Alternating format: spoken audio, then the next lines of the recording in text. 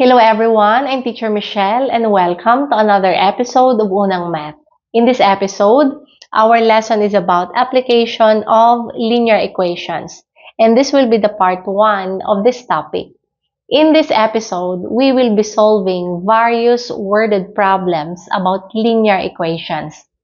When students encounter any worded problems about linear equations, they think it's difficult to understand and solve because words or questions are complicated. But when we try to solve these problems, we will find out that there are 4 to 5 types of questions about linear equations. They just use different words. So I prepared 4 different types of questions about linear equations. And in this episode, we will study the first 2 types of questions. Okay, let's start. In solving linear equations, there are things that we have to remember. Okay, first, we have to understand the meaning of the problem. This is very important because in the problem, they didn't give the equation. They just give the conditions or the situations.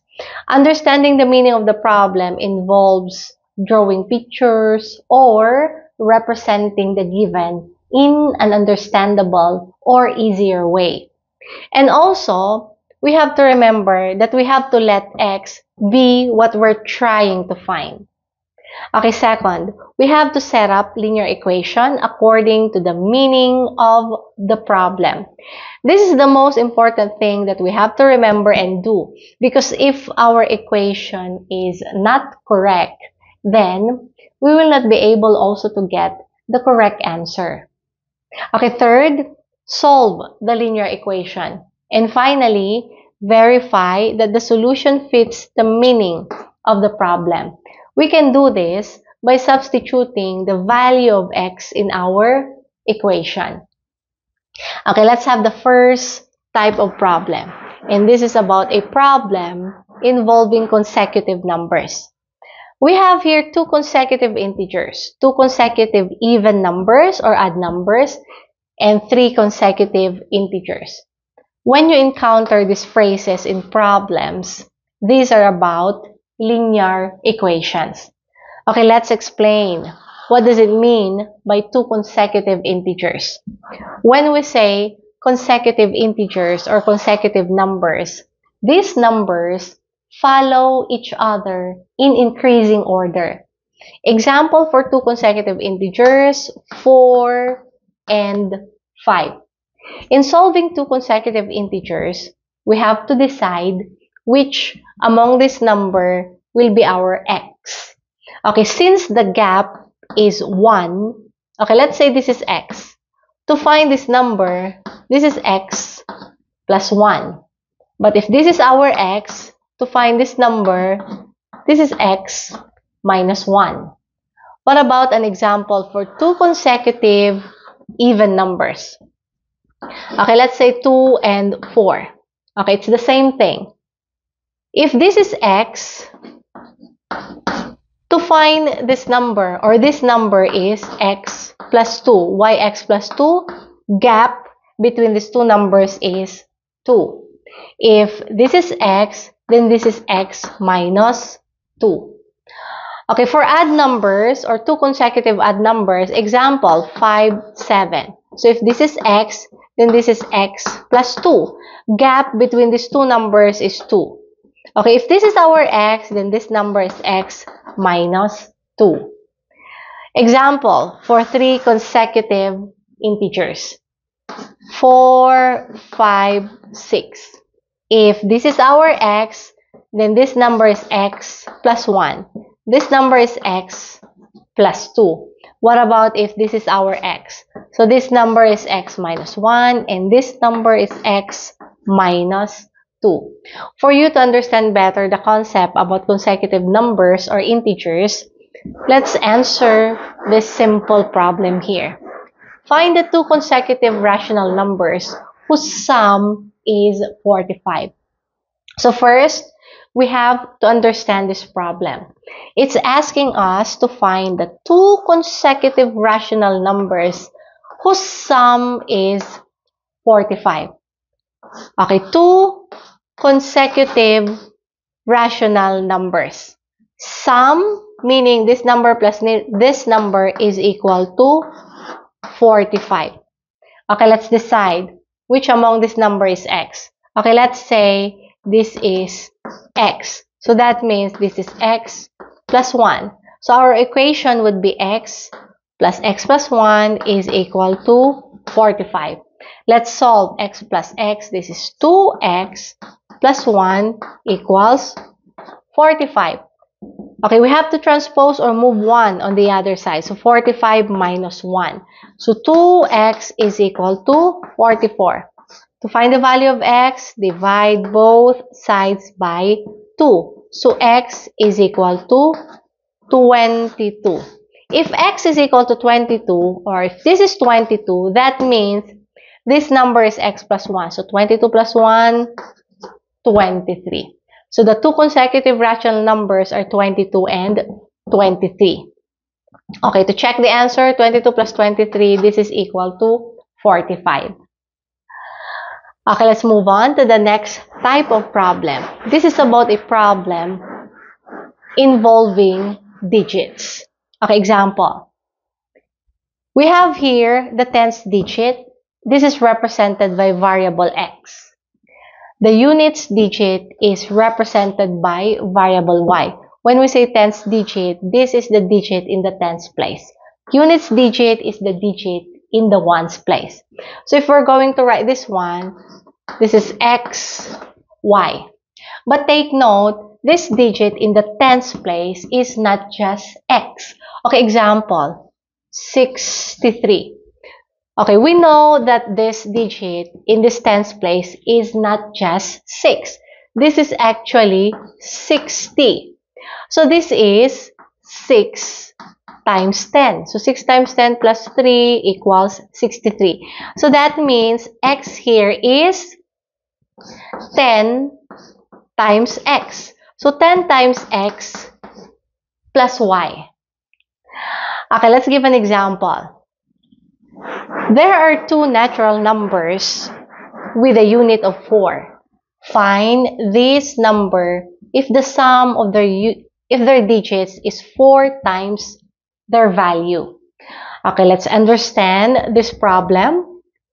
Two natural numbers.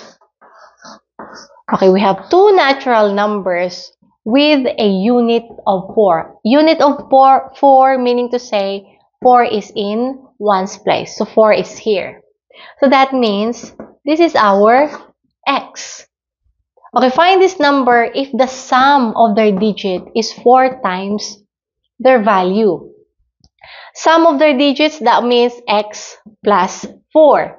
So x plus 4, this is 4 times their value, times 4.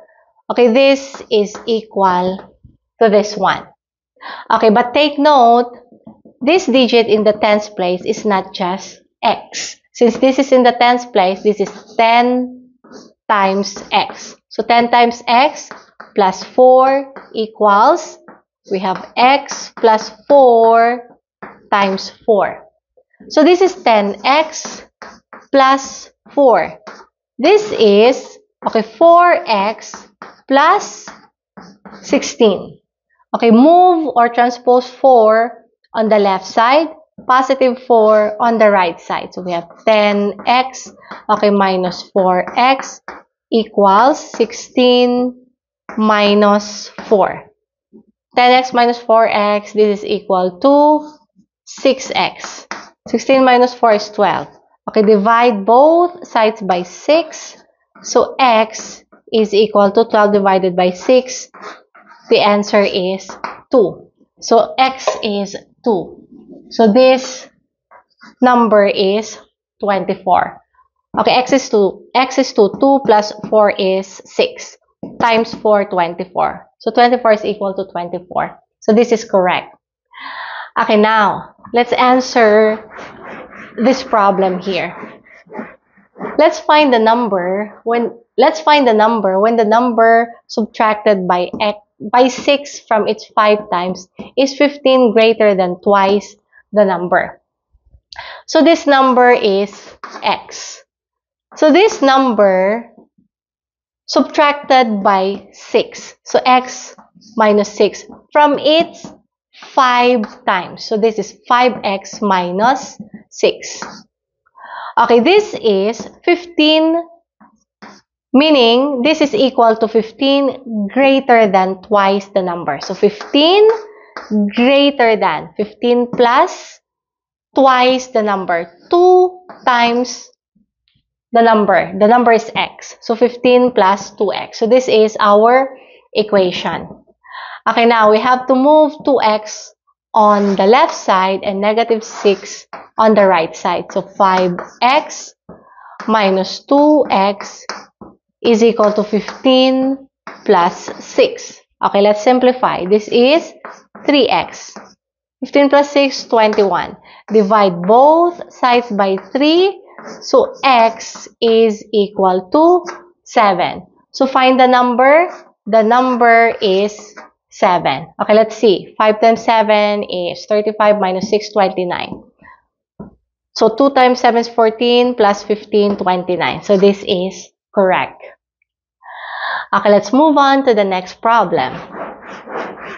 There is 2-digit natural numbers where the 10-digit is 1 greater than the units digit. If this natural number is equal to 6 times the sum of its digits, we are going to find this natural number. Okay, we have 2-digit natural number. So 2-digit natural numbers where the 10-digit is 1 greater than the unit digit. 10-digit is this one. So this is 1 greater than the unit digit. So 1 plus unit digit, that means this is x. So 1 plus x. If this natural number is equal to 6 times the sum of its digits, find the natural number. Okay, this is equal to 6 times the sum of its digits. So 1 plus x plus x. Okay, take note, this digit in this tens place is not just 1 plus x. This is 10 times this 1 plus x. So we have 10 times 1 plus x plus x. And this is equal to this one. So 6, x plus x is 2x. So 1 plus 2x. Okay, let's simplify.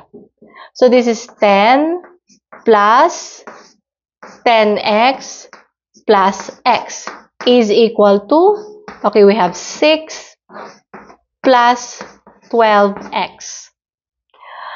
10x plus x, this is 11x. So 10 plus 11x, this is equal to 6 plus 12x. Okay, we have to transpose or move 12x on the other side, 10 on this right side. So 11x minus 12x. This is equal to 6, okay, minus 10. 11x minus 12x, this is equal to negative x. 6 minus 10, this is negative 4. Okay, divide both sides by negative 1. So x is equal to positive 4. So here, this is 4. If x is 4, then 1 plus 4, 5.